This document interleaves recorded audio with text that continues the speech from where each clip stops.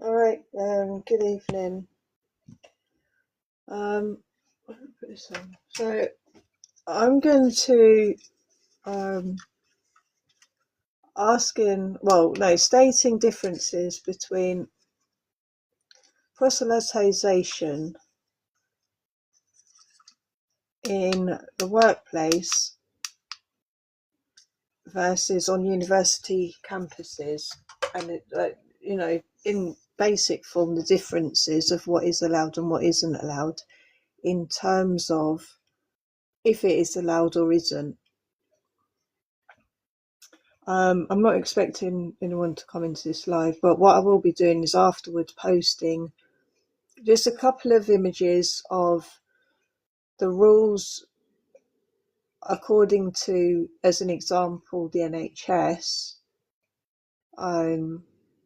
an experience from myself at an adult education place, doing like I don't know how long it was, 3 months or such um, hobby course, and then of what actually goes on in universities and how that is addressed. And I haven't looked into universities so much on how they address issues of proselytizing, and um, I haven't experienced it. However, it seems that there are many reports or many instances of teenagers that have, joined university either in their late teens or early 20s that may not know anything really about religion in terms of studying theologically, and suddenly find themselves being befriended by somebody that's only interest is to try and start inviting them into a group where suddenly their time starts to get diverted away into learning about a particular religion, rather than perhaps what they should be doing is spending that time on their studies at university for what they will be paying a bill for at the end of their studies, and hopefully obtaining a degree from that. So that in itself is something of an awareness of how you need to.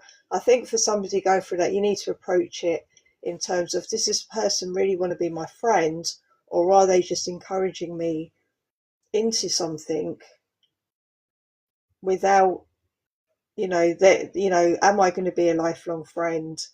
Why? Where are their other friends? How comes they're focusing on that particular person, right? So, as an example, Islam has been doing that a lot over the last, 10, 15 years.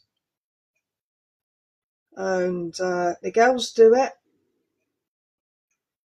I'm guessing the guys do it, but the girls are very good at doing it.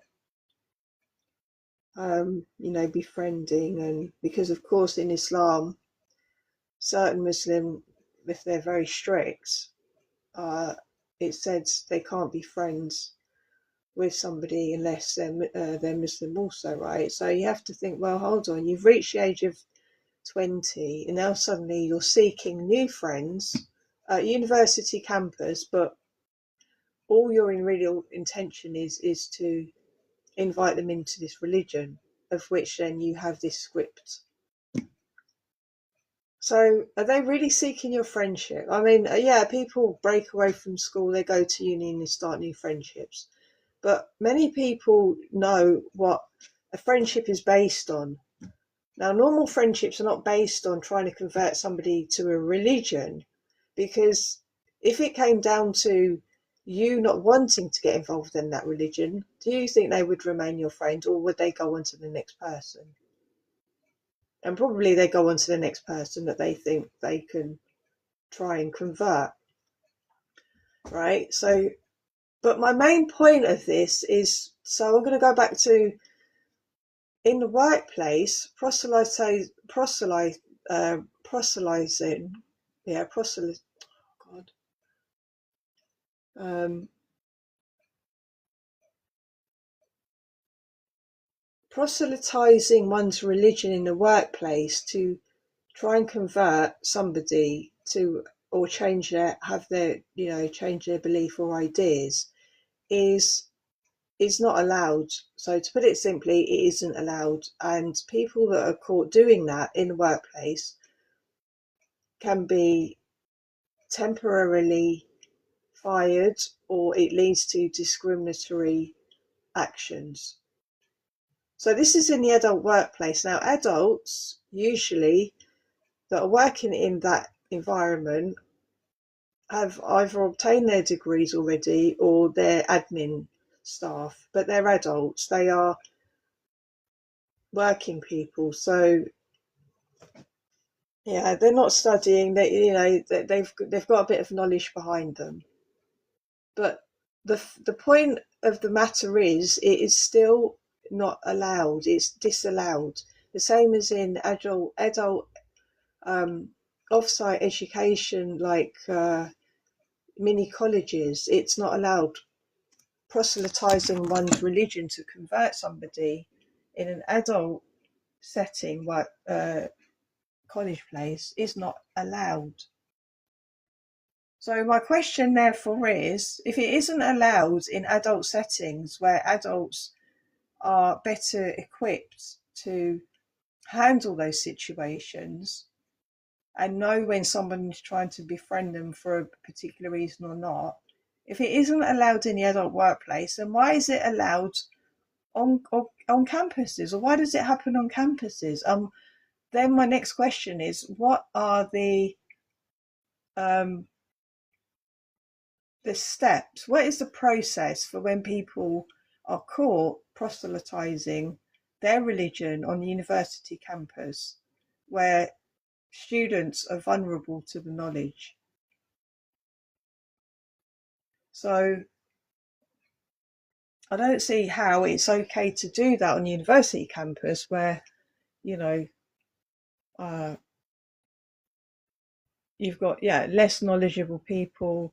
They can be easily misled by sweet talking people that feed them a narrative but don't tell them the whole stories.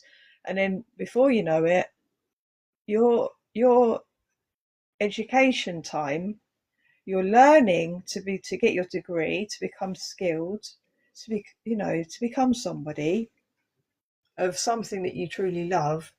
Suddenly you're led into this, oh yeah, come and do this, come and learn about this. But it's not done on the college, it's not done on the campus. Suddenly you have to go somewhere else to learn it. You have to dedicate your time to doing it. All of that time you're dedicating, but you're not dedicating it to your studies.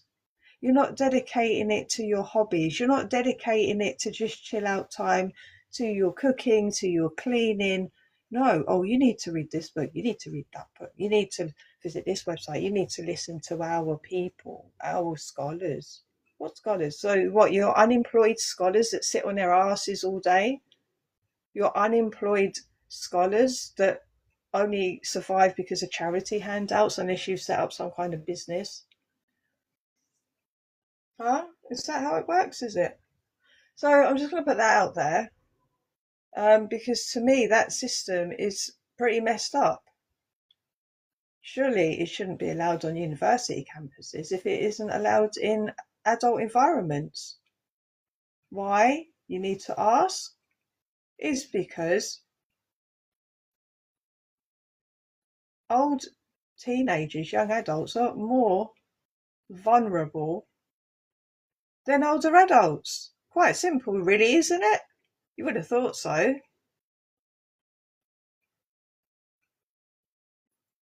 You would have thought so, wouldn't you? Yeah. Thank you for listening.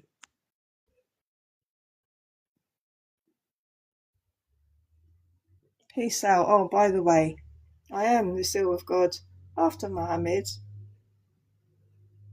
I'm a prophetess after Muhammad, and I will be putting the next information on.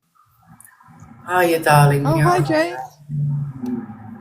Oh, good, thanks. I'm glad you Sorry, I'm in the joined. How car are at the you? moment, driving to my daughter's. So, is this something that you have knowledge of, that in the Pardon? title? Sorry, I just heard you mention daughters. Yeah, I'm driving to my daughter right now. Oh, right. Okay. All right. So I just decided to join the Um, live and say hi. Thank you. What do you think about the title of my Oh my live? god!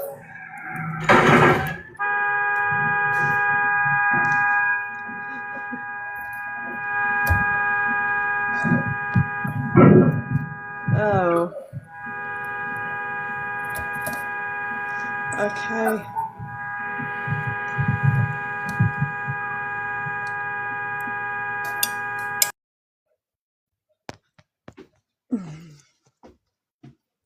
Hmm.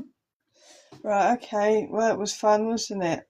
Oh my God. All right. Well, I'm sure she'll be all right. Um, but yeah, I was just going to end it there anyway. So I think I've said my piece. But Jade, I mean, I don't know, you're driving, you put yourself on the mic. So if you did want to say anything about this, but I suspect it's probably really not you. But